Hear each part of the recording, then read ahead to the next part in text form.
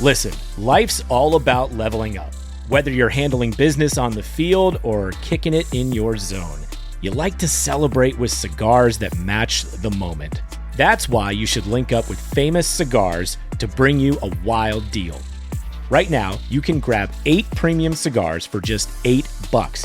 You heard that right. 8 top-rated cigars at $1 a stick. Top quality brands like Oliva, Romeo y Julieta, and Davidoff. Handpicked just for you and worth over $80. Hit up famouscigars.com/cam and lock in this exclusive deal. While you're there, check out their insane selection of premium cigars, all shipped fresh and fast from their massive 20,000 square foot humidor. That's half a football field. Famous Cigars has been in the game since 1939 and still family owned. So celebrate every win with the folks at Famous. 8 cigars for $8. famouscigars.com/cam.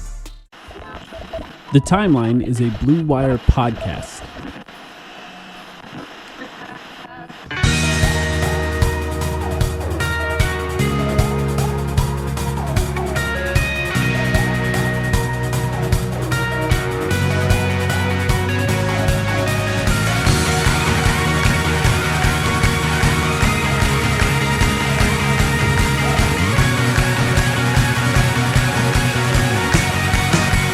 Welcome to the Timeline, a Phoenix Suns podcast, back recording immediately after the Memphis Grizzlies loss, almost win, by the Phoenix Suns. My name is Mike, here with Sam.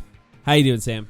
This one pissed me off tonight, Mike. I'm not going to lie. This loss here, 2-point loss to the Memphis Grizzlies, pissed me off, and I know what you're thinking, or I know what you're going to say. Sam, the season is so over. How are you letting them get your hopes up? How are you letting them get into your head? But this game was so winnable. It was so winnable. And as we talk about like what the team did over the past week, because there was some interesting stuff, some ups, some downs, but they're having the 10th seed handed to them on a silver platter, and they can't fucking take it because they can't get out of their own way. That applies to players for sure. In particular tonight, it applies to coaching. I'm at my breaking point with Mike Budenholzer. I know you were there a while ago. I know we've had conversations. Yeah. We've already had conversations on the pod where it's like, yeah, he probably has to go for the best interest of this team. But I'm further now. I'm like, he needs to get the fuck out as soon as possible because I don't understand. I really don't understand how you can just continue to make the same mistakes over and over and over again without any adjustment. Specifically with regard to rotations. I understand there are so many flawed players on this team.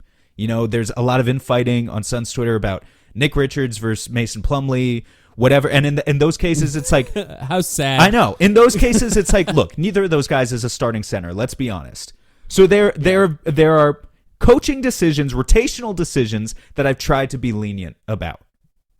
But this is a game, you start with size... You do the Bull KD Nick Richards front court again, and lo and behold, you're actually playing with some level of physicality as it comes. Like I think those guys struggle on defense, but you're getting rebounds. You grab 15 offensive rebounds in this game. You shoot 50% from deep, and you lose the game. Why do you lose the game? You lose the game because Tyus Jones played 30 minutes. And Ja Morant had the easiest 30 points of his career. He had what did he have? He had 29 and 12 on 9 of 13 shooting, Mike. Yeah, and crazy. There was never any. I mean, we had reporters asking him after the comeback against the was it the Clippers game, the Colin Gillespie game? Why isn't Colin playing? And you have Bud say, yeah, well, maybe, definitely, we're gonna try our best to.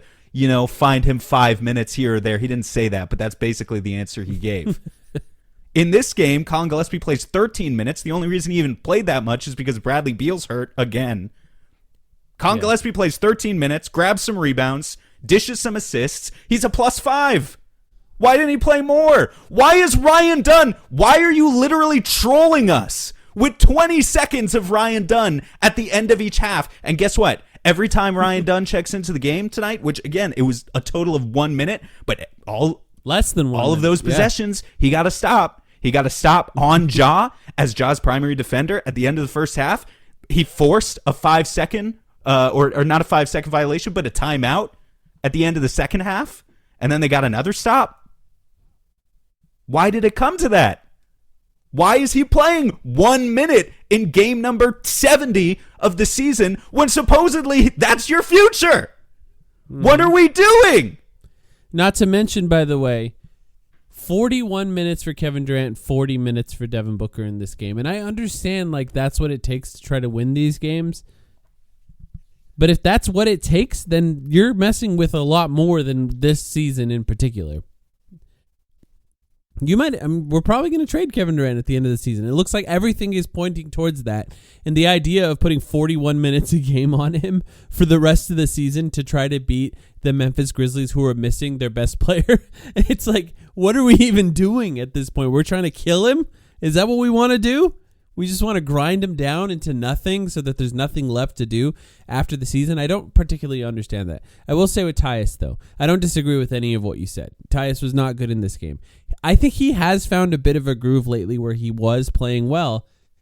Like, of all the games, I think, to start him in, the one where he has to be the primary defender on Ja Morant is probably the most nonsensical one to bring him back into the starting lineup for. Tough situation for him to be in. He's in there trying. He can't do it. There's nothing he can do. Very few people on the team can guard him, if anything. He made all of his threes. And this is the sad part about Tyus. It's not that I hate Tyus or anything, but like, he made all of his threes tonight, or he shot 4 or 5 and was still a minus 13. He played 29 minutes. The third most on the Suns. There was no excuse. At the very least, you had to bring a different defensive strategy into the game rather than just letting him die on Ja. And as soon as he checked out of the game, every single time, because again, he played 29 minutes. Grayson Allen only played 25. Royce O'Neal only played 28. I mean, it's just insane that he got more minutes than either of those guys, who I don't even think they were that good, but it's just, they give you more of a chance to stay connected on defense. And Ja was cooking Royce at the end too, So like, maybe it would have been inevitable. Maybe the answer was Gillespie. Maybe the answer was Dunn. I can't believe you're taking one of your worst players by net rating all season. We've got over 1,000 minutes of data to say we can't fucking guard anyone when this guy's on the floor. And you say, here, have 30 minutes in a game we need to win. We are so beyond that point. We are so beyond that point. And for you to continue to make that decision in game number 70 of the season or 65, wherever we are, just tells me you're already in Cancun. I mean, he knows he's gone. He knows he's gone. And I honestly think that he's pushing them to do it. He's daring them to do it at this point. That's how stupid some of these decisions have been. I admire your ability to gather up this much emotion this late in a dead season. I'm not really going to be able to do that. I do think Tyus Jones in the last 10 games was actually, believe it or not, number 1 in net rating on the Suns in the 10 previous games before this. Now, that is not enough to give him a ton of minutes, but I kind of did understand starting him in this game at first. And I actually thought the offense to start the game with them pushing the ball, and part of it because of Tyus, looked really good. But like over the stretch of over the entire game, he just can't guard Ja over and over and over again. There's nothing he can do. There's literally nothing he can do. As soon as Ja gets by him, it's 4-on-5, and then a player as good as Ja Morant can take advantage of that. The Suns still had the opportunity to win this one, and I thought they had the opportunity to win in a way where I didn't really think anyone was great in a weird way in this game. Like, nobody was really great. Kevin Durant did finish with 35 points, and I think he was probably the best player every single three. I mean, like, KD was a terrific shot maker tonight. Yeah. Book really struggled in the first half, and they only stayed in it because he eventually kind of sort of woke up, but he had a bad first half. Yeah. And I would say KD was definitely the best tonight. And look, the other thing that people were arguing about was Nick Richards had a double-double in basically just a little bit over one half of action, and then had to sit on the bench for 20 minutes and watch Mason Plumlee. And I think Mason Plumlee has had a great week. Don't get me wrong. He has. He was great in the Denver game, allowing them to force overtime. Now, of course, part of the reason that they went to overtime was because he was stripped in the fourth quarter at the very end of that game, which some people, are kind of blaming the loss on him. And that was a really ugly play. But like also the comeback in that game only happened because Mason Plumlee played those minutes. He's also scored in double digits like 4 games in a row now. So, I think Mason was solid, but at a certain point in this game just ran out of gas. And, bad illegal screens where he's like tripping guys because like he's just doing like super illegal stuff. Couldn't make free turnovers, throws. can't make his free throws. That one's unfortunate because he's been lights out on free throws over the past few games for Mason Plumlee, and then just lays an egg in this one. So yeah, another example where like Nick Richards should have come back into the game at some point. Is he perfect? No, but I just didn't understand. You're right. For me to be this emotional at this stage of the season is stupid. It is, but it's the culmination of watching the short-term potential fade away, knowing that they're not going to get the 10th seed by virtue of their own dumb decisions. And also, like, if we're going to lose, let's at least play Ryan Dunn 30 minutes and see what we have next year. Like, we're not getting either right now. I mean, for that, you'd have to fire Budenholzer, right? Yeah, I mean, he's not going to do it at this stage. He's not going to do it. I mean, you'd have to make an organizational decision to do that. And, if they continue to fall out of the ability to even catch up to that 10th seed, by the way, we're asking and begging for the 10th seed at this point. That's where the season has gone. There's less to be excited about when you get the 10th seed when you're not a young team. You're just an old team trying to get the 10th seed. It's rough. But it would have to be organizational to say we're shifting to now try to see what we got in the future. And, I don't know. Budenholzer, I guess Budenholzer could do that if that's something that they just fall out far enough. There's just no way for them to catch up to that 10th seed. Just continuing to lose games to make the Houston Rockets pick as high as possible, it's tough. I understand. I think it makes everyone in the organization look pretty bad overall. And it's just the situation that we're in right now. Like, give the guy minutes. And, I mean, even in some sense, you could potentially even boost his trade value if there's something that you have to end up doing at the end of the season where Ryan Dunn doesn't end up on the Suns. Because based on what I've seen, there's really no reason for anyone to be completely untouchable. I think Devin Booker obviously has the most right at this point because he's just given a lot to this franchise in general. But outside of that, I mean, they can make a change for everyone on this team. Again, by the way. That was going to be my next question to you, actually, because I wanted to know, like, if we had to set an over-under right now of how many of these guys are actually back next year. For me, like, who are the guys actually... We're operating under the assumption that KD's gone. We're operating... Because everyone's saying it. It's not just us. We're operating under the assumption that Beal is back, not because they won't try. It's like a 60% chance Beal's back, 40% chance he just wants to leave and a team is willing to take him. And the Suns have to sacrifice an asset that they get from the KD trade. That's for sure. For sure, an option that we're going to explore at some point. But for now, for me, it's like, okay, Book and Beal will be there. I will say the Orlando Magic scored 84 points in an NBA game today. Did Franz and Paolo both play? I don't know, but they scored 84 points. Yeah, no, they need... I don't really care who's playing, a lot of... They scored 84 points. They do need offense. No, I think they're an interesting destination for Beal. Let me pull that up real quick. Franz had 15 on 6 of 17 shooting. Paolo had 25. They both played. On 10 of 23. They both played, yeah. And their bench just could not create any offense whatsoever. Yeah, that's an interesting idea. But anyway, like, let's say Book and Beal are here. I think Nick Richards is going to be here. I mean, I don't know that for sure, but he's signed to... I think it's most likely. It's a low contract for a potential backup center. $5 million for... Even if he's your third string center, it's not an expensive $5 million really. For a backup center is going rate. Like, he's fine. He'll do fine in that role. I want Dunn and Oso here. And that's kind of it right now with regard to how I'm feeling. I wouldn't mind bringing back Bol on another minimum. I like Royce. I mean, I just want to keep giving Royce credit. I think he's pretty good. I think he's thrusted to being, I don't know, it's a bit of a meme, but also I kind of believe it. I keep calling him the third best player on the Suns, but I think he's in a position where he's asked to do a little bit too much. And if you if you diminish his role in a little bit, I don't know if you can, based on the trades the Suns are capable of making next year. But if you can find a way to diminish that role a little bit, I think Royce O'Neal is a worthy player on this. Yeah, but Suns what team. is Royce making next year? Like, can you remind me? Was it like 11 or something? I thought it was a little bit more. I don't think than it's that much. Oh, yeah, no, you're right. It's only $10 million. All right, that's fine. Yeah. So Royce, $10 million, that's fine if you want to reduce his role, his touches a little bit. Grayson at like 15, 16.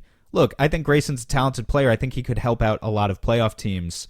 And actually, he's had a couple of like real defensive highlights this week that were standout blocks or just like playing really well as a tagging defender off ball. And yet he just doesn't do it consistently enough. I mean, like we're at the point. This is my broader point here, right? Like this is the 27th, 28th best defense in the NBA. And we're kind of at the point where no matter how well most of these guys shoot, I think it would just be in everyone's best interest if you dismantled all of it and start over, you know? And like, I understand what you mean. I think you can get picks for Grayson and you can get picks for Royce, and those guys, to my eye, just aren't good defenders. I don't actually think, I'm not convinced that they can definitely get picks for those guys. I mean, maybe they can for the right team, but I don't know. It's like, I guess I look at this team and we're talking about Grayson Allen and Royce O'Neal in a way where it's like, they're not the problem with this team. Those two guys are not the problem with this team. I mean, if we're looking at the way the team played today and the problem in general, and I tweeted out this stat, the Suns are literally at their worst this season when Bradley Beal plays. Worse than Jusuf Nurkic. Like the minutes they play with Bradley Beal on the floor, they have a worse net rating than Jusuf Nurkic, who the entire city of Phoenix turned against. And Jusuf Nurkic, by the way, this is not any defense of him. Nurkic was bad this year, extremely bad. And we're talking about a team who is worse when Bradley Beal plays. And I'm not pointing, by the way, and saying this is the problem, just Bradley Beal. But I do think that this team in general lost all of their ability to put together a great team when they made the Bradley Beal trade. In general, like I think that trade really kind of destroyed any possibility of this team looking good together for a couple of reasons. First of all, they can't play together. Booker, Durant, and Beal do not fit together. So you start there, you have three guys that make a ton of money and they don't fit together. That's pretty bad. Second of all, you did send assets for Bradley Beal. And, you know, you don't have those assets to try to continue to improve the team around the margins. Now, yes, they were mostly second-round picks, and some swaps, I think, were in there as well. And whatever, like, those are still stuff that you could potentially use to improve the team down the line. But then the third thing is he has a no-trade clause. So even if you want to find a way to get off of that contract, you can't. He has to choose that. And beyond all that, he never plays. And that might actually, in a sense, be better for this team. He's not even just a guy on this team who's a bad fit. Like, I really think that when he plays, he makes them worse. He has not done a good job for this team. And I understand, like, looking at Royce O'Neal, looking at Grayson Allen, and finding ways where you could potentially improve this team because you can trade them. Like, that's why you have to look at them. That's why you have to have the conversation about what you can get for them, because you can't trade Bradley Beal. Like, you probably have to attach assets to him. And even then, he has to want to go to the place you're trading him to, which at this point, we're talking about a 30 and 35 Suns team. I don't understand why he wouldn't want to go somewhere else, but he played on the Washington Wizards for 11 seasons. Yeah, we also, in addition to all the other mistakes we made that you're talking about, like the fact that he has a no-trade clause, we chose to trade for a guy who in Washington had made one playoff series in his last 5 seasons there. He played in one playoff series in his age 25 through 29 seasons. And the Suns were like, sign me up. That's on us. Yeah, no, that's absolutely. on us. I know like, you can't look, always we were blame. all excited about it. I know we were. But it's not like all of us were diving into the day-to-day film on Bradley Beal either, let's be honest. I know. Like, and this is why who was sitting around watching the Wizards at that point. The big thing about the Suns this year, not just Bradley Beal, and I know we're having the Beal discussion, but like, you know, I think it's important for us to realize that efficiency can trick us. Because if you look at this team, this is a hyper-efficient team. They have a good assist to turnover ratio by virtue, in part of bringing in Tyus Jones. They shoot the ball really well from three. They shoot the ball really well from everywhere, actually. Now, they don't attack. They don't get to the rim much, exactly. but they're the best mid-range Exactly. shooting team. So their frequency isn't great, but when you look at those percentages, I'm looking at Bradley Beal's page right now, and it says 50% from the field, 40% from deep, 81 from the line, and 4 assists to 2 turnovers. And so you're thinking, well, how can he be that bad? How can he be so bad that not only is he hurting them on defense, because we know he's hurting them on defense, but also, frankly, he's hurting them on offense? How is that possible? And it's just that there is so much more to impact than efficiency. If you only ever take the best possible shot, but in the process are turning down 5 or 6 good shots, and you're not playing the math game to where at the end of your average game, you're taking more shots than the other team, whether that be through forcing more turnovers than the other team, crashing the offensive glass, so you're getting those those offensive rebounds. You have to do it or just pace, pushing off makes, pushing off misses, pace in transition, but also pace in your half-court sets. These are all things that the Suns fail at, consistently, the entire roster top down this season. And that's how you end up in a situation where it's KD shoots 55, 45, 90.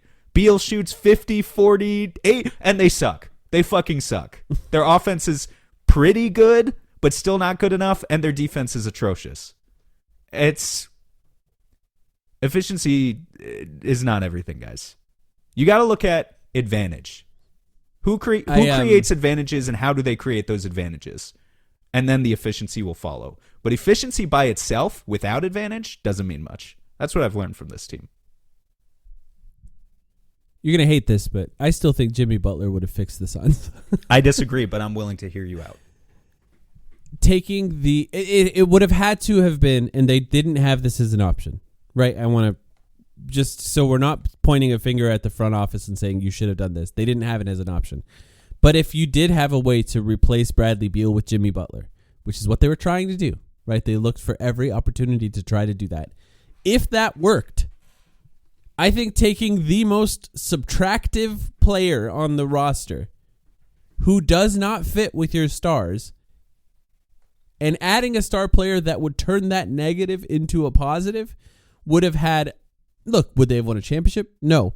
But would they have been an actual good team? Yeah, I actually think they would have. And I think I could even say now, after watching this team a little bit more, even if they traded Ryan Dunn, I think it would have been fine. He's not playing anyway. No, you're right that he's not playing. Okay, and actually that's not the thing I expected you to say. Because I agree. If there was a way for them to turn Bradley Beal into Jimmy Butler, maybe that would have solved the Suns. I thought you were still talking about, well, what if they could pull off the KD for Butler trade? Which obviously... Even that. No. I actually think they would have still been kind of good. Yeah, maybe they would have been kind of good. It would not have solved them. But I'm willing to concede if they could have turned Beal in any way into Butler, maybe it would have solved their problems. The KD trade would not have, though. And, just to give some credit to Jimmy Butler, who, statistically, he's been fine. He's been Jimmy Butler. He doesn't make threes, but he drives a ton and, plays good defense. The Warriors have rocked since he's been on the team. Right, that's the more important thing. Okay, so Jimmy Butler doesn't have the greatest shooting efficiency. Right? Yeah, exactly. But when Jimmy Butler, I just looked it up, so I could quote it right here. When Jimmy Butler and Steph Curry share the floor for the Warriors, they're a plus 10 net rating. Their defensive rating is 109. This is in over 200 minutes now. It's a solid sample size. That's a rock solid, above average defensive rating. And it just makes sense that those are two players who fit together. And it makes sense that, Jimmy would have fit with, if you could have gotten him with both Book and KD, it would have fit. I'll give you that much. I will say, just back on the Bud point that you were making earlier, this is how I continue to think about it, because I think the Suns will look incredibly stupid if they fire another Suns coach.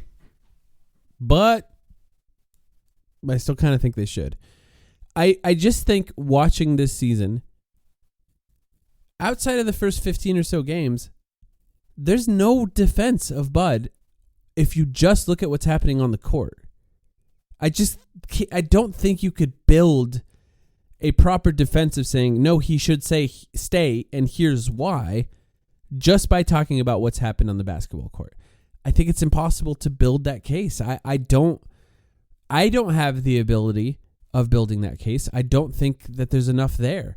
And I don't know, maybe a whole different roster, like a wholly different roster that is more built to his sensibilities and how he thinks about basketball, with Book on it, if they find a way to turn the team into... Even if you gave, but that's the thing. Maybe that works. I don't know, but I don't think it will. I really don't. If you gave this exact same roster, and, we've been complaining about the center position all year, right? How much it sucked for the Suns. But replace Yusuf Nurkic, Mason Plumlee, Nick Richards, whatever, all of them, with prime Brook Lopez, the center that Bud wants for his scheme. Are they doing better than 49 and 33, which is what Frank Vogel hit last year? I'm not sure they are. Yeah. That's a pretty massive improvement. You'd have to make a massive improvement just to get to where Frank Vogel hit with a similar roster. Now, granted, he didn't have Tyus Jones, on that roster, bogging down the defense for 30 minutes a game. But as I pointed out by screaming in your ears for the first 5 minutes of this episode, Budenholzer doesn't have to be playing Tyus Jones 30 minutes a game anymore. He doesn't have to do that. It's a self-inflicted wound. And that's why I just, we talk about optimization of rosters, but this is like the grossest mismanagement of a roster I can remember ever for at least my favorite team, right? There have been coaches where I guess I've expected even less of them and I've come away disappointed just by virtue of how little talent is on the roster, right? Like the Jay Trianos or the Earl Watsons or the Kokoshkovs or whatever. But I really think Bud, if you consider the talent that he has to work with compared to the results he's giving us, might be the worst Suns coach I've ever seen. If I had to grade them all. And I know a lot of it isn't fair. Right? I do also agree with the notion that a lot of these players just aren't dogs, right? They just could have more heart, they could have more hustle, and they just don't have it. And that's why I've tried to be as sympathetic as I could be up until this point. But what are we doing? What are we doing now? We're making the same mistakes every single game for 80 games in a row.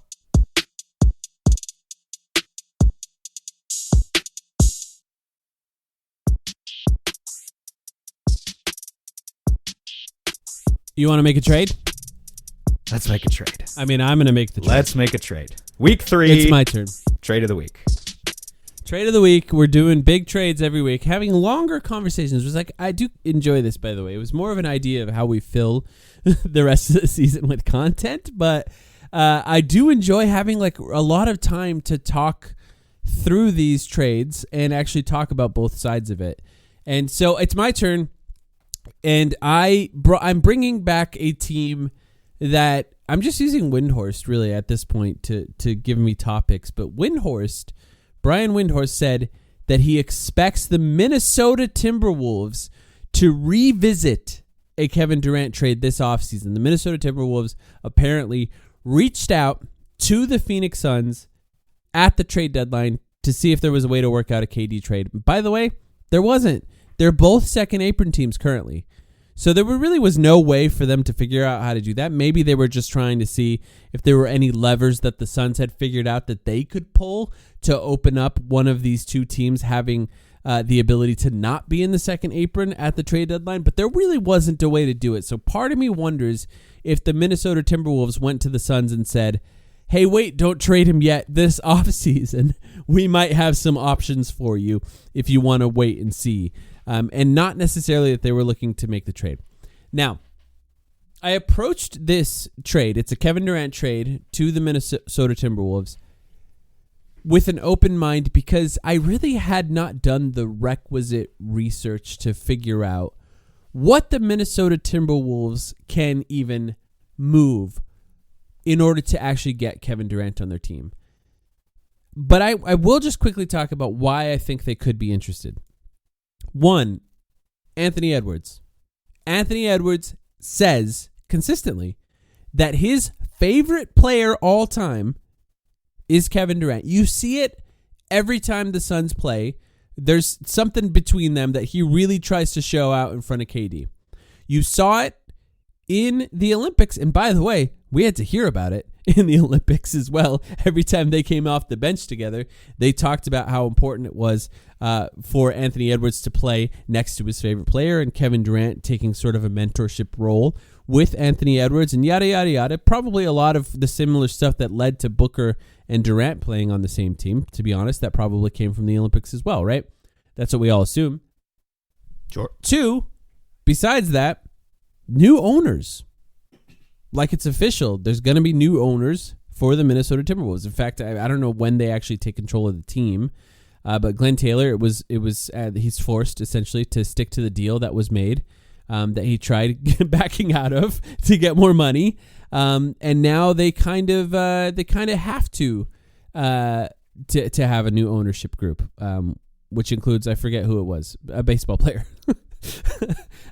So now they actually need. Wait, it's still the Alex Rodriguez group, right? Yes, Alex Rodriguez. My God, you don't know. I know who he is. I forget who. Yeah. I mean, honestly, Derek Jeter, Alex Rodriguez, I mean, those are like the same guy to me. In my mind, I don't really know about baseball. I just know they played for the Yankees. I don't know. But yeah, that's the ownership group, right? Some other backers are along with that group. It's not just those two guys. I forget the other guy's name. But we know that ownership groups come in and they want to make big splashy trades.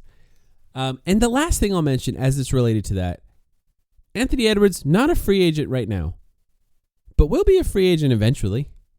And like, there are things I think that you should probably want to do in order to make sure that he re-signs with the Minnesota Timberwolves. Because right now, the idea of a young superstar staying on the Minnesota Timberwolves, it's never happened. You know, like, that's just never happened.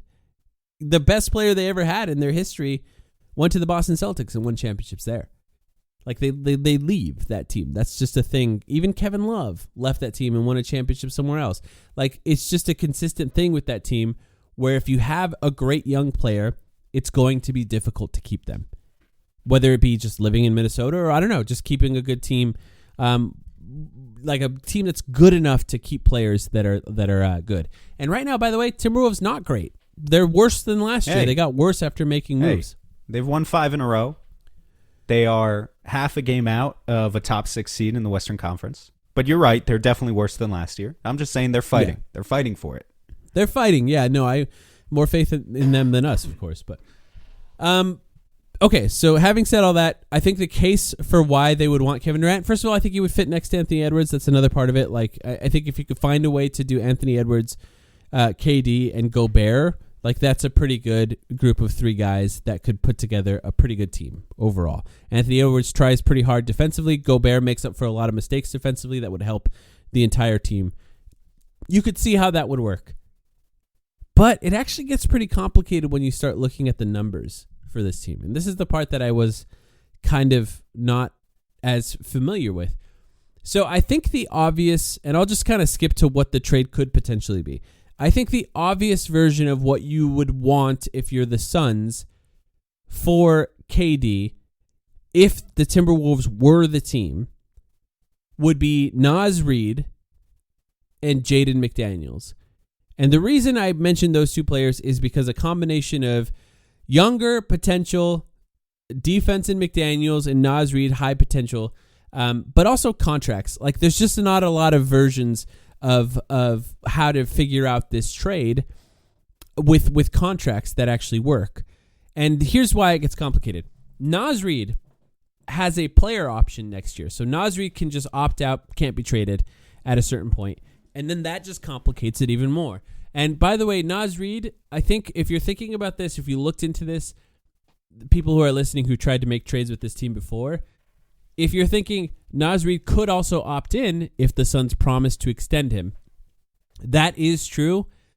But I did reach out to someone to ask how much that could be. And in order for Naz Reid to be extended, if he were to opt in, be traded, and then extend, the most he could make in the first year after his extension would be $21 million. Yeah, he's not taking that. Yeah, now you can go up in his contract the max amount of raises per year in like a 4 or 5 year extension, whatever is allowable in that case. But that's only $6 million more than his option. Like, he could opt out and probably sign a contract for $25-30 million starting right away if there's a team out there willing to give it to him, right? Because we don't really know what it's going to look like when free agency comes. Maybe there's not a team that has the cap space to give it to him. Or maybe, I don't know, maybe the Timberwolves can work out a scenario where they can give it to him. But like, you'd have to convince him to opt into $15 million next year when he could probably make close to double that if you were to sign on a new team, and then be willing to extend for a certain amount of time, which would mean $21 million in that first year. I don't know. Don't know if he's willing to do that. Maybe the Suns could say, just opt into your $15 million and then let your contract expire here, and we'll give you as much as we can give you after that if it works out. But I don't know why he would do that either. So it gets pretty complicated there. But he makes $15 million. Jaden McDaniels. By the way, can we have a quick Jaden McDaniels conversation? Yeah, shoot. Jaden McDaniels is on a massive extension next year. Like, I think he started this year, but he has next year plus 3 years on top of next year. So 4 years total on his deal that starts next year. That extension is $25-ish million next year.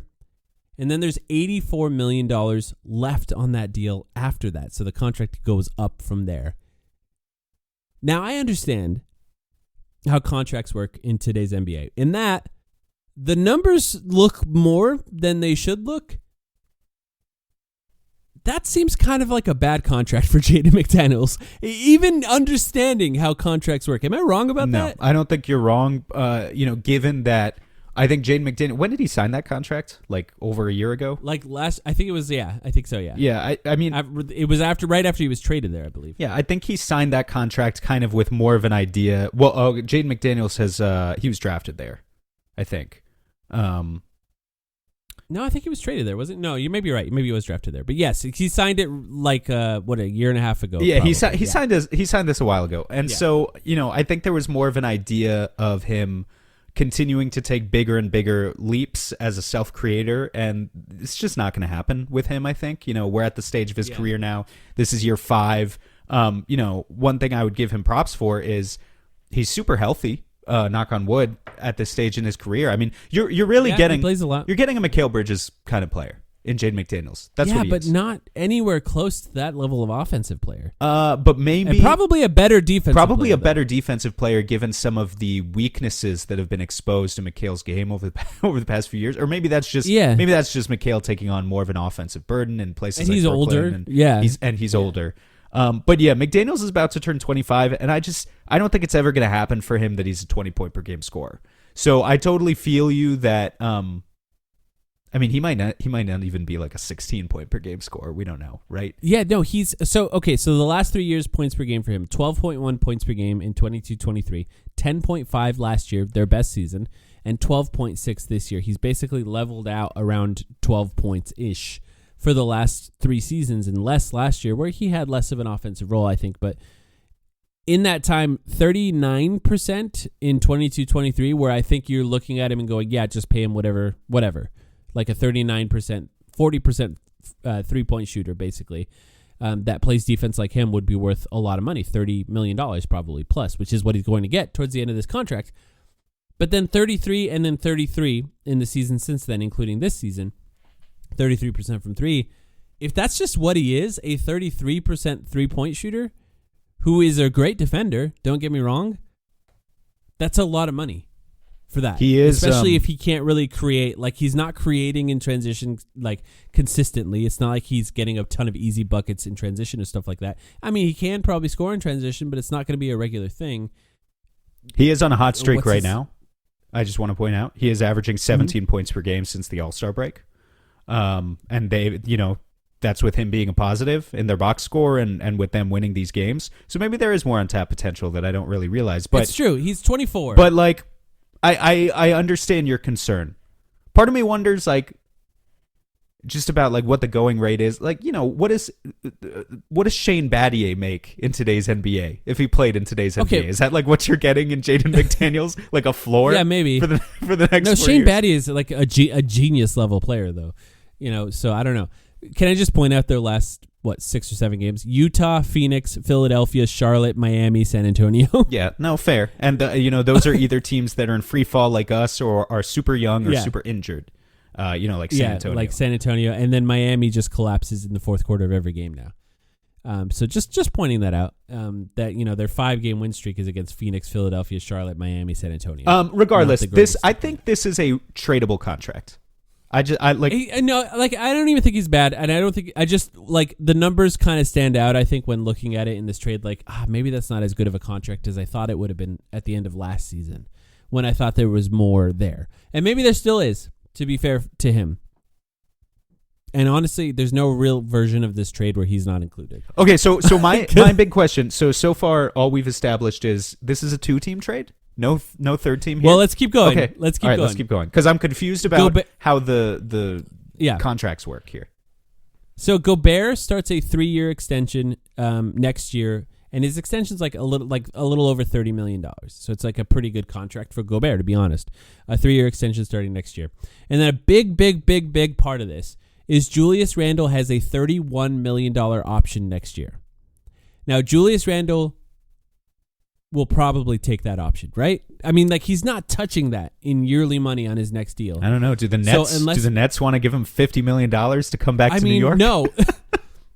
But, like, maybe there's a team that wants to give him 25 and it's 4 years. Yeah. And he'll not take that option. But I don't even think there's that. Like, I don't know. Maybe there is. I don't know. But $31 million option for Julius Randle, I think he's going to take that, which makes it kind of complicated for the Minnesota Timberwolves, because I think you can really look at this team and say, Naz Reid probably not taking his option. Julius Randle probably is. And then you have Gobert's contract, his yearly money going down next year, which helps them out a little bit. And then, by the way, Dante DiVincenzo makes about $12 million next year. Rob Dillingham, which I think is a player the Suns should look at if they're trying to make a trade for them, 21-year-old rookie this year, makes about $6.5 million next year. Then they have Mike Conley's $10 million expiring contract. They are also currently in the second apron. So that just complicates things a little bit more. Now, there are ways out of that second apron, like if Julius Randle just doesn't take his option, which he probably isn't, or if both Julius Randle and Naz Reid don't take their options, then they're out of it at that point, and then you can kind of potentially look at what options there would be in that case. But let's say Naz opts in. So we'll just say Naz opts in. So then you could do a trade for Kevin Durant that's Naz Reid, Jaden McDaniels, and Rob Dillingham. Those are the 3 players. The Suns get 3 players who are, 2 players would start, and one would probably have the highest potential of a young player on the team in Rob Dillingham. Like, no offense to Ryan Dunn, but probably there. Top 10 pick potential last year in the draft, right? So yeah. So in this case, I will mention there's only one tradable pick that the Timberwolves own, and it's Detroit's pick this year. It's the only one. So you'd have to get that pick this year. You'd pick a player in the draft this year, probably. And that's it, because they don't have any other options. Now, maybe you could work out a swap in like 2028 or 2031 or something like that, and I think you should, by the way, if you're trying to trade with the Minnesota Timberwolves, but you're not getting picks. There's no version of a trade where you get picks, unless I can find one, which I'll try and find in a minute. Okay, other than Detroit, are we saying there's the basic version of this package here, which is Reid, McDaniels, Dillingham, and Detroit's pick this year, yeah.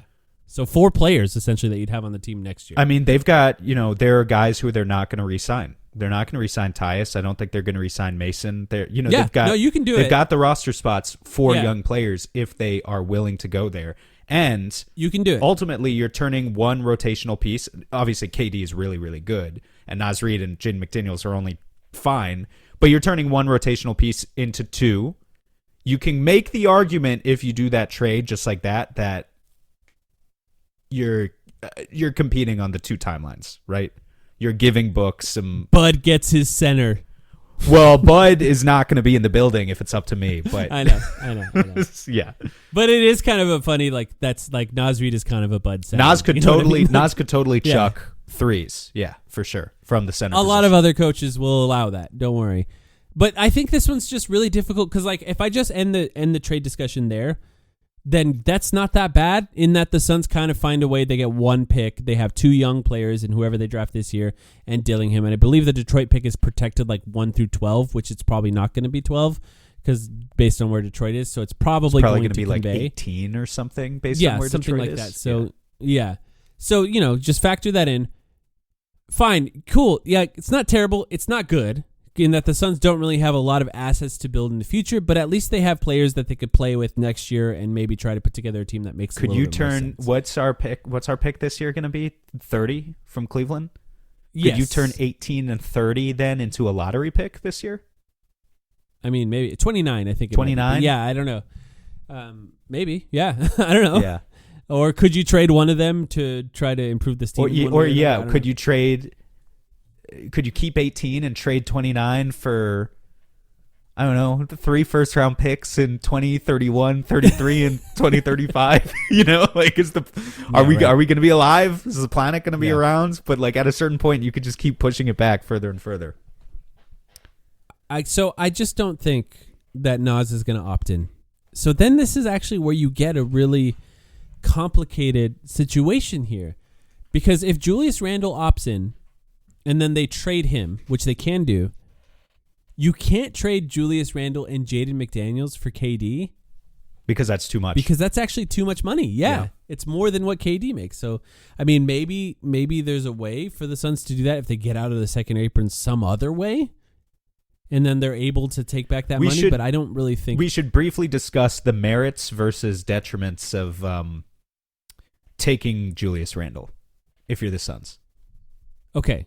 What are the merits? Because I don't really have any. The only and look, like people expiring, I guess that's the merit. That's exactly it. So I think we have to recall that I don't know who to source here. It's just like I've been reading it a lot, right? That the Suns are maybe interested in getting out of the second apron themselves, and so as we try, Gambo said it. Maybe Gambo said it. Chris Haynes or someone or Mark Spears or I don't know. One of them said it recently. It doesn't matter. I don't know how interested they are in taking, $53 million in salary back for KD's $54 million or that it has to be super precise. If there are ways for them to shave 10 or 15 or even 20 or 30 million off their sheet, then I think they would consider doing it. And yeah, I mean, just taking in Julius Randle for 1 year. Once upon a time, I really liked Julius Randle, and people have held me to that standard ever since. I would just remind them that was like 4 years ago, and he's now on the wrong side of 30. And I think he's a true blue innings eater, if you will. That's a baseball reference, Mike. I don't know if you're going to catch on, but like I think I understand. In the sense, context clues help. Julius Randle's going to make sure he's just going to come in. He's going to play 38 minutes, and he's going to make sure your offense is fine. That's an innings eater. It's like your fourth best pitcher whatever. But like he's not a guy you're really going to be interested in re-signing for the next era of the next long-term era of Suns basketball, or, not a guy who you're going to want to devote a ton of development or resources to generally. That's just who he is at this stage of his career. So yeah, I think you're mostly viewing that as an expiring contract. Maybe you can flip him. But I don't know. But here's the thing. You can't make that trade anyway. So, maybe you can if you find a way to get out of the second apron, like I said. But say you can't. Well, I'm saying you can't. You can make the trade if you don't even take back Jaden McDaniels. So then that would be, and I'm glad you brought that up because I have the next. Dante and Dillingham, maybe. And then you shed a bunch of money to get out of the second apron, which, by the way, a terrible trade. But if there was 4 first-round picks, then fine. Yeah, but you're saying there's only 1 first-round pick. There's only one. It's like there's no way to me. If you could turn that into a 3-team deal, and I'm not saying you have to. Like I prefer. I have. Oh. I'll show you. Okay. If you can turn that package, Randall and DiVincenzo and fucking. Didn't quite do that, but I'll. Can I get Terrence Shannon too? Can I get Rob Dillingham and Terrence Shannon and a first round, and maybe send someone to a third team and get another first round? Like I think there's a way. There might be a pathway. If they trade Jaden McDaniels and they get 2 picks for him or whatever. But here's what I wondered. Is there a world where... Here's what I wondered, and this is where I got to. Is there a world where Anthony Edwards is like, I actually kind of hate Rudy Gobert, and I don't want him to be here anymore, and I would like you to trade him. And here's the thing. I don't think that's quite out of the question. I don't think it's necessarily what he wants either.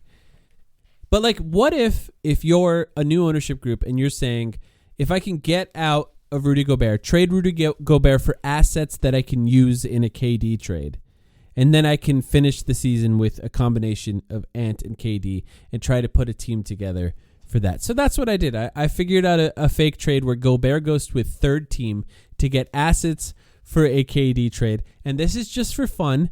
It's not even entirely legal as the teams stand, but there is ways to pull it off. But I'm sending Rudy Gobert to the Dallas Mavericks. We're using Dallas 2 weeks in a row. Dallas is desperate, man. Dallas needs to be good next year. And if they can put together a team that has AD and Gobert, pretty interesting defensively.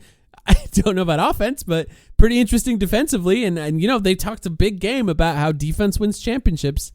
They want to put together the best defense they can. Let's get him Rudy Gobert, who doesn't make a ton of money next year. So let's say the Dallas Mavericks get Rudy Gobert. The Timberwolves get Kevin Durant and Daniel Gafford. So they have a center to replace Gobert. Rudy Gobert. The Suns get PJ Washington, Derek Lively, Jaden McDaniels, Rob Dillingham, and then the picks that the Mavs have to be traded, which I believe is one Mavs pick and the Lakers pick that they got in the Luka trade. Plus we'll just say the pick that they have from the Pistons as well. I mean, that's awesome. That's awesome because you're getting Lively and Dillingham and McDaniels and picks and PJ Washington, who you can flip. PJ Washington. I think what you're going to run into is Dallas says we're not doing that for Rudy. I mean, but I get it. Because for Dallas, it would be PJ Washington, Derek Lively, and PJ Gafford. Washington, Derek Lively, and Gafford. So you're giving up. I mean, plus picks. Look, it's Nico Harrison. The man's an idiot. You have to try, right? I get it. I mean, we could say no Derek Lively in this, and it's not as good, obviously. But if you say the Suns get 3 picks in this, and they get PJ Washington, Jaden McDaniels, Rob Dillingham, and 3 picks, it's still not the worst, right? No, it's yeah. Oh man, but if I have the opportunity to get Lively, I want Lively. This is what we struggled with last week. We were like, how do we get Lively? I know. And we couldn't really do it. Well, I think the question that somebody had on the Discord was, would you just take Clay back if you could get Lively at the very least? And that was kind of an interesting question to me. But I don't know, maybe I would. Anyway, none of this is entirely super great. I think the Timberwolves, may have trouble with this too, where it would be Mike Conley. Timberwolves do shed some salary, by the way, in this. They have the opportunity to be out of the second apron as well, potentially. So, and their starting lineup would essentially be Mike Conley, Anthony Edwards, KD, Julius Randle, and Gafford. Which is, not exactly modern basketball. Well, it's interesting. But also not a bunch of terrible players. That's really interesting because it's KD and Julius Randle together on opposite wings where neither one is playing center is not bad, but just very funny. Very funny basketball being played there. Somehow the ball would still have to be in Julius Randle's hands for it to work. Is there like a rebuilding team somewhere that would like gladly take Julius Randle's $31 million next year? Okay, can you think of any? Because I was really trying to think I of them. can't. And by the way, I even reached out to a whole bunch of people to say, is there any Julius Randle team? And the one response I got back was, Julius Randle on an expiring contract to potentially get off of money, longer term money, is the only thing they can think of. And I still looked through the league and I couldn't exactly find teams that, because the one team I think of was like the Hawks, which by the way are a bit of a dumping ground for players that are sort of mid, because the Hawks don't have a lot of their own picks. They kind of have to continue to be good. And I'm going to have a Hawks trade later at some point of this offseason where I'm going to talk a little bit more about them. But like, I could see a world where they're like, yeah, we'll take Julius Randle for 1 year. Give us the 30th pick, if the Suns say end up with him or something. And they're just like, we'll try and be good with Julius Randle. We'll try and actually make the playoffs with the combination of Randle and Trae Young. I could see that. I can kind of see them actually being one of the teams that would do that. How do you feel? This is, I'm just shooting from the hip. How do you feel about Vucevic? Like for the Suns? Yeah, for the Suns, not for. I mean, he's 35 next year, right? And he's an expiring contract. I mean, it's the same thing as Randle. I wonder if there's a Randle for Vucevic like swap in somewhere where I could see Chicago that. gets Randall. Yeah. I mean, but both guys are expiring contracts, so I guess it's not what you were talking about. It's not shedding longer-term salary. Well, what if they got off Vucevic plus Patrick Williams for Julius Randle and something? That's rough, man. And That's then rough. someone has to take Patrick Williams. I don't want it to be us. Yeah, no, if it's not us, then maybe, yeah, sure. But like, I'd rather But have. that is the type of trade I think that they would take Randall for. Yeah, I'd rather that's a good have example. Vooch on an expiring. I'd rather have Vooch for 1 year than Randall for 1 year. I'm not sure I have a strong preference. I just think maybe that's a better fit. I agree with that. Actually, But yeah. I can't really think of a team that like is going to be lining up to take Randall for 1 year.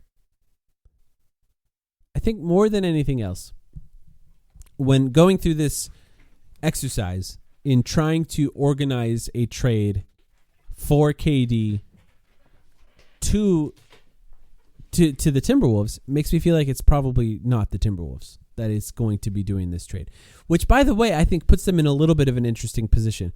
Because if it comes down to it and Anthony Edwards says, I need to play with KD, and the Timberwolves go, I couldn't figure it out.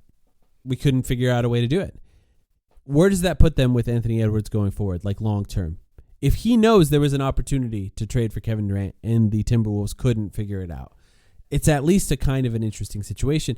And by the way, there are other versions of this that might work. Like, say the Suns don't want Jaden McDaniels. They trade Jaden McDaniels to another team for picks and other assets, and then they put together a trade with whatever assets they get from a Jaden McDaniels trade.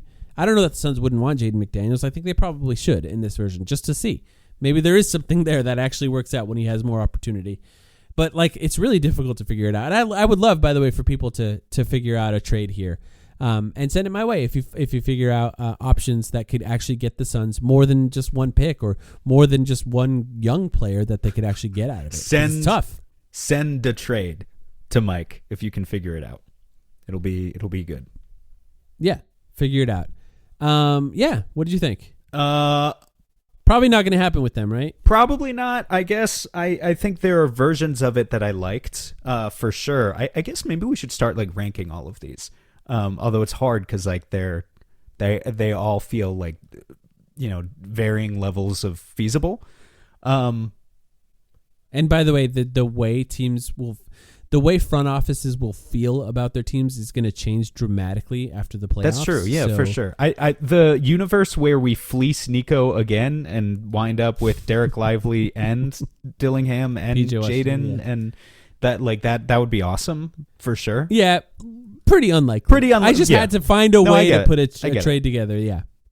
But I didn't hate anything that you proposed. I think all of it feels totally within the bounds of what the Suns should be expecting. We're trying to get some younger playable role players, but we're also trying to get some rookie contracts and picks and, you know, some combination of the two. Ultimately, I hope is going to be like the bare minimum of what our front office settles for. I think the tough part for me was really figuring out the full situation with Naz Reid, where the Suns couldn't really pay him enough to make it worthwhile. Yeah, I guess for like him that's to the opt other in. question too. Is like I like Naz Reid in general, but you know, and there is an element of like beggars can't be choosers. If we have to trade KD, then we're gonna get what we're gonna get. We're not gonna get maybe like a Hall of Fame potential player. But I do wonder if Naz Reid's like the biggest piece coming back in a deal. What is his ceiling? And more specifically, not even really what is Naz Reid's ceiling, because he's already like 25, but like what is the ceiling of a Naz Reid team where he's the starting center? I think is an important question. It's a good question. This year he started, I just looked it up, 17 games. Is that true? I guess he started 17 games. According to StatMuse, I should clarify anytime I'm using a search engine like this to get it. 18.3 points and 9 rebounds plus 3.2 assists in those 17 9 games rebounds. as a Wow. starter. Okay. Yeah. Yeah, not the tallest center. No, he's but short. like a guy who stretches the floor pretty well and also can drive and has some like wiggle on his drives that makes him kind of interesting. I don't think he's like a super consistent as a scorer. I mean, we kind of saw it against the Suns, right? He didn't make his first three until... I mean, when you shoot a lot of threes, He'd look that's gonna really happen good. This occasionally, defeats but- the entire purpose, of course, but he'd look really good as a starting center next to KD. Yeah, But I know. Unfortunately, well, that yeah, can't. maybe that's what they're thinking. can't Maybe happen. they trade Gobert, they keep Naz Reid. Yeah. You know, like maybe that's what the Gobert to the Dallas Mavericks trade works out and they find a way to keep him. But anyway, yeah, that's all I got. You had anything else looking forward on the schedule? I mean, the thing is, we touched on it. I don't think we've really explained it. The 10th seed is up for grabs for the Suns, and the reason it's up for grabs for the Suns is, one, a general manager decided to trade one of the best players their franchise has ever drafted in Nico Harrison, trading Luka Doncic, and then the rest of the players on that team got hurt, so Dallas is in a free fall. The Trailblazers, by the way, could still just kind of be that team that actually makes it up, and the Warriors are currently, I think, killing them. Maybe they even won already in that game. But that's one of the things that's actually happened for the Suns that gives them the opportunity to get that 10th seed. I don't know if they can still even get it. They're, a few games ahead of the Suns right now? 3.5? 2.5? Do you want the 10th seed? Yeah, I want it if they can get it, but they don't want it. So we'll see. We're gonna have to I don't care. I honestly don't care at this point. We're gonna have to do some playbacks here as they chase it down towards the end of the season, because there have been a lot of national TV games recently, and we haven't really had the opportunity to get any on the schedule. But we only have a couple of those left. A lot of NBA TV games, but those don't really count. Yeah. Those are available on playback. So, all right. Well, thanks everyone for listening. Thanks for hanging out. Feel free to send me some options for a trade. We'll be back next week with. I'm just saying, sir. next week You're up. Yeah, I'm up again, and I'm just gonna say right now, I'm gonna try my best to give us a week off of the KD trades. We'll come back to it with more destinations later. I'm gonna try and give us a week off, and rack my brain for any potential Bradley Beal destination that might be out there. So that's next week. That's for me. You're doing it for me. Thank you for that. Yeah, thanks everyone for listening. Patreon episode coming up in a few days. We'll figure out who to give the Hustle Player of the Year of the Week award to on that one. So stick around for that. But thanks everyone. Back soon.